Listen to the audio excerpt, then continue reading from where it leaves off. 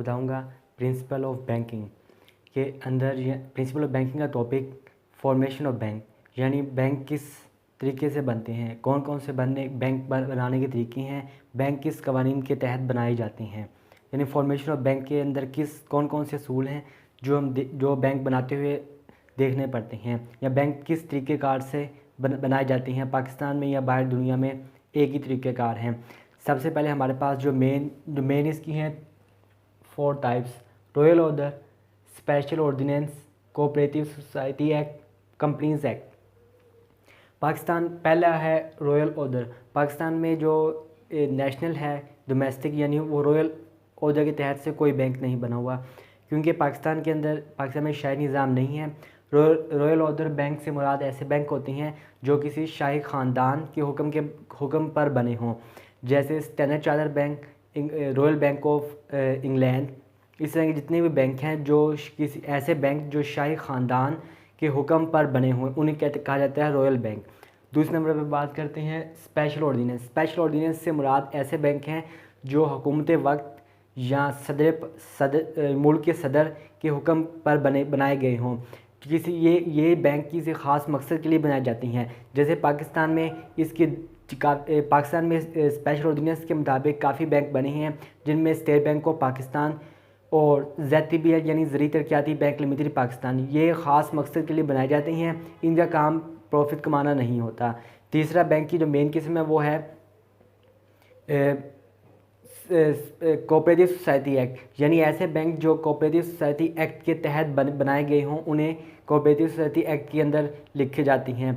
जैसे पाकिस्तान के अंदर काफ़ी बैंक हैं जो ये बैंक प्रोविंस हर सूबे के अंदर इन बैंक को अंदराज सूबे के तौर पर होता है। ये बैंक कौमी नहीं होते, ये बैंक सूबे के तौर पर होती हैं। जैसे पंजाब प्रोविंशनल कोऑपरेटिव बैंक, ये एक कोऑपरेटिव सोसाइटी बैंक है और ये पाकिस्तान के अंदर 1925 एक्ट के मुताबिक रजिस्टर होती हैं और ये हर सूबे के अंदर रजिस्टर होती हैं। अब जो आखिरी नंबर पे है वो है कंपनीज एक्ट, यानी जो अक्सर कंपनीज बैंक बनाती हैं, जैसे पाकिस्तान में UBL, ABL, ये तमाम बैंक किसी न किसी कंपनी के हैं। ये रजिस्टर होती हैं। इनका काफ़ी लंबा प्रोसेस है और ये इनके 3 मेन काइंड की टीम है, जैसे प्रमोशन स्टेज, इनकॉर्पोरेशन स्टेज और कमेंसमेंट ऑफ सर्टिफिकेट। ये 2 बैंक की जो कंपनीज एक्ट 2017 पाकिस्तान में चल रहा है, इसके मुताबिक जितने भी बैंक बनती हैं उनकी मेन 2 ब्रांचेज़ हैं, एक प्राइवेट बैंक, एक होता है पब्लिक बैंक। प्राइवेट बैंक से मुराद ऐसे बैंक हैं जो बैंक बनाता है, यानी जो प्रोमोटर्स बैंक बनाते हैं वो अपने रिश्तेदारों या दोस्तों के सिवा दोस्तों को सिर्फ उसके शेयर्स फरोख्त कर सकती हैं। लेकिन जो पब्लिक बैंक होते हैं इनके शेयर्स फरोख्त किए जाते हैं मार्केट में। लेकिन जो पब्लिक बैंक है उसको कमेंसमेंट और सर्टिफिकेट लेना लाजमी होता है, जबकि जो प्राइवेट बैंक है उन्हें ये सर्टिफिकेट लेना नहीं लाजमी होता है। प्रमोशन स्टेज के अंदर सबसे पहले प्रीलिमिनरी आइडिया लगाया जाता है, यानी प्रमोशन स्टेज के सबसे पहले प्रीलिमिनरी इन्वेस्टिगेशन होती है, यानी प्रोमोटर्स जो होती हैं जो बैंक बनाते हैं वो आइडिया लगाते हैं कि हमारा कितना इन्वेस्टिगेशन करते हैं बैंक बनाने के लिए, यानी बैंक का नाम क्या होगा, बैंक के नेचर्स क्या होगी, यानी हमारा जो बैंक होगा वो किस के लिए काम करेगा, यानी किस सेक्टर के लिए काम करेगा, एग्रीकल्चर सेक्टर के लिए, इंडस्ट्रियल सेक्टर के लिए, किस सेक्टर के लिए काम करेगा। इसके बाद होता है estimate of expense. Preliminary expense के एस्टिमेट लगाते हैं कि हमारे जब बैंक बनाएंगे उसके अंदर हमारा कितना खर्चा आ जाएगा।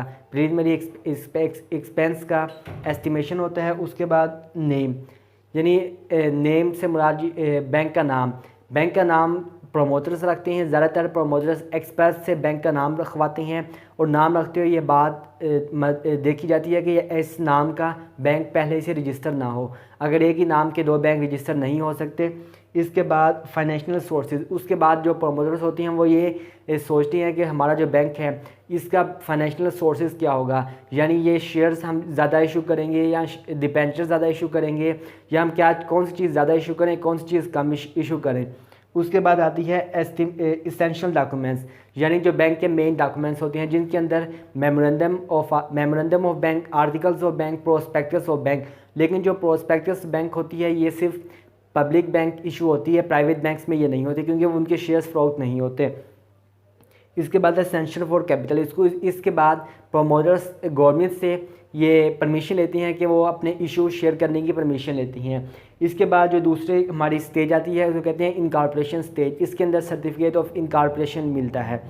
इसकी सबसे पहली फॉर्म है फिलिंग ऑफ डॉक्यूमेंट्स, यानी रजिस्ट्रेशन ऑफिस के अंदर जो हमें डॉक्यूमेंट्स फिल करके सबमिट करवानी होती हैं, वो इस स्टेज के अंदर हम उन डॉक्यूमेंट को फिल करके सबमिट करवाते हैं। उसके बाद रजिस्ट्रेशन फ़ी, हर मुल्क की रजिस्ट्रेशन फ़ीस अलग होती है। पाकिस्तान के अंदर जो जितने भी बैंक रजिस्टर होते हैं वो रजिस्ट्रार ऑफिस में रजिस्टर होती हैं। जब रजिस्ट्रार ये तस्दीक करने के बाद, जांच पड़ताल करने के बाद ये बैंक बनाने के लिए इजाज़त देता है, तो उन्हें रजिस्ट्रेशन फ़ीस जमा करवानी पड़ती है। जब रजिस्ट्रेशन फ़ीस जमा हो जाती है तो फिर सर्टिफिकेट ऑफ इनकॉर्पोरेशन इशू हो जाता है।